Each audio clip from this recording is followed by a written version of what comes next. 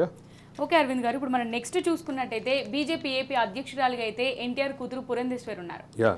ఆ పురంధేశ్వరికి మనం చూసుకున్నట్టయితే ఫ్యూచర్ లో కేంద్ర మంత్రి పదవి ఏమన్నా వరించే అవకాశం ఉందా లేదా బీజేపీ అధ్యక్షురాలుగానే కొనసాగనున్నారా? ఆమెకు సంబంధించి ఒక వాదన అయితే బలంగా గత 2 రోజులుగా వినిపిస్తుంది, ముఖ్యంగా నిన్నటి నుంచి వినిపిస్తుంది. ఆమెని లోక్సభ స్పీకర్ చేయబోతున్నారంటూ. నిజంగానే లోక్సభ స్పీకర్ చేసే అవకాశం వస్తే మాత్రం ఆమెకు సంబంధించినటువంటి విషయంలో కూడా ఆమె కూడా మల్టీలింగ్వల్, వివిధ భాషలను అనర్గళంగా మాట్లాడగలరు.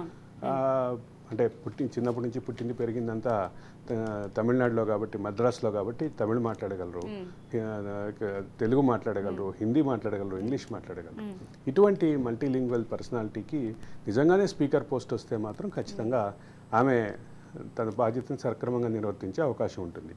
కానీ దానికి సంబంధించినటువంటి అంశం మీద ఎక్కడా ఎన్డీఏ నుంచి క్లారిటీ లేదు కాబట్టి let us wait and see. ఆమె స్పీకర్ పదవి ఇవ్వకపోతే మాత్రం రాష్ట్ర అధ్యక్షురాలుగా కొనసాగేటటువంటి పరిస్థితే ఉంది. రాష్ట్ర అధ్యక్షురాలుగా ఆవిడని ఇమ్మీడియట్గా మార్చే ఉద్దేశం బీజేపీకి ఉందని నేనైతే అనుకోవట్లేదు. కానీ బీజేపీలో కొన్ని నిర్ణయాలు అనూహ్యంగా ఉంటాయి కాబట్టి ఏదైనా జరగవచ్చు అనేది క్లియర్. ఇంకొకటి, ఇప్పటి వరకు అంటే మూడోసారి ప్రధానమంత్రిగా చేసినటువంటి వాళ్ళు జవహర్లాల్ నెహ్రూ గారి తర్వాత మళ్ళీ నరేంద్ర మోదీ గారు అని చెప్పొచ్చు మనం. అంటే ఇక్కడ నరేంద్ర మోడీకి సంబంధించి 2 రికార్డులు నిన్న సమమైనాయి. ఒకటేం రికార్డు సమమైంది, ఒకటేం కొత్త రికార్డు. స్వాతంత్రం వచ్చిన తర్వాత ప్రధాని అయినటువంటి వాళ్ళలో నరేంద్ర మోడీ మాత్రమే స్వాతంత్రం వచ్చిన తర్వాత పుట్టి ప్రధాని అయ్యారు. తర్వాత రెండో రికార్డు, సమమైన రికార్డు ఏంటంటే 3 సార్లు వరుసగా ప్రమాణ స్వీకారం చేసినటువంటి ప్రధానమంత్రి. అది కేవలం జవహర్లాల్ నెహ్రూ పేరిటే ఉంది ఆ రికార్డు. జవహర్లాల్ నెహ్రూ తర్వాత మోడీనే ఆ రికార్డు ఈక్వల్ చేశారని చెప్పాలి. ఇక ఇప్పటి నుంచి ఇంకొక 2 సంవత్సరాల పాటు ఆయన అధికారంలో ఉండేటటువంటి పరిస్థితి ఉంటే మాత్రం ఇంకో రికార్డు బ్రేక్ అవుతుంది. అంటే 3వ టర్మ్లో 16 నెలల్లో 18 నెలల్లో సుమారుగా పనిచేసి నెహ్రూ మరణించారు. కాబట్టి ఆ రికార్డు కూడా బ్రేక్ అయ్యేటటువంటి అవకాశం ఉంది. అమూల్య, ఇక ఇంకో విషయం చెప్పాలి.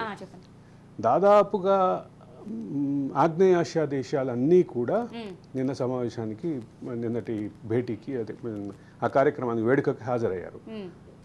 అంటే శ్రీలంక అధ్యక్షుడు వచ్చారు, భూటాన్ ప్రధాని వచ్చారు, నేపాల్ ప్రధాని వచ్చారు, తర్వాత సినీ ప్రముఖులు వచ్చారు. అంటే ఇక్కడ భారతదేశంతో ద్వైపాక్షిక వ్యాపార సంబంధాలు పెంచుకోవాలనుకునేటటువంటి దేశాలు వచ్చినాయి, పునరుద్ధరించుకోవాలనుకునే దేశం కూడా వచ్చింది.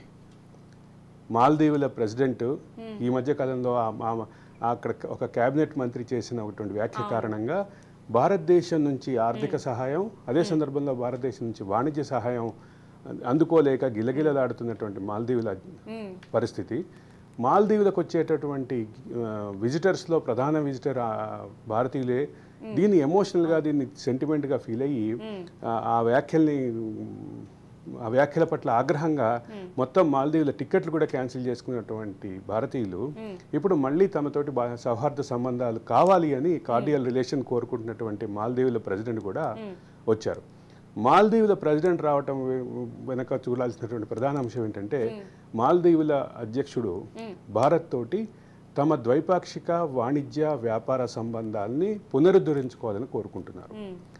ఆ రకంగా దాన్ని ఒక సానుకూలమైనటువంటి భావనలో చూడాలి. ఇప్పుడు మోడీ ప్రభుత్వం ఏ రకమైనటువంటి రెసిప్రోకల్గా ఉంటుందా, ఆయన వచ్చాడు కాబట్టి సంబంధాలను పునరుద్ధరిస్తుందా, ఎగుమతులు దిగుమతులు, ప్రధానంగా ఎగుమతులని మళ్ళీ కంటిన్యూ చేస్తుందా, భారతీయులు ఒకవేళ మోడీ పిలిపిస్తే మళ్ళీ ఒక టూరిస్ట్ హబ్గా మాల్దీవులను చూస్తారా, ఇవన్నీ కూడా భవిష్యత్తులో చూడాల్సినటువంటి విషయాలే అమూల్య.